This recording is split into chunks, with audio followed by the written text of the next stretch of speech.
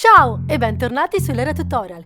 Una penna, 3 fili di ciniglia e via di corsa alle zucche di Halloween. Uniamo nella parte alta i 2 fili arancioni. Arrotoliamo tutto intorno alla penna, fino alla fine. Stringiamo via la penna e inseriamo il filo verde. Inseriamo l'altra estremità all'interno.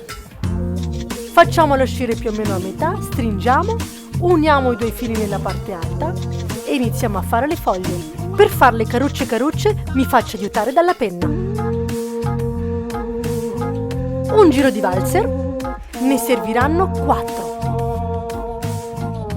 Un ricciolino nella parte alta e la nostra zucca è pronta, veramente velocissima. Io ne ho fatte tantissime per una gustosissima vellutata di zucca e creare un bellissimo mazzo. Un fiocco e l'addobbo di Halloween è pronto, veramente velocissimo e semplicissimo.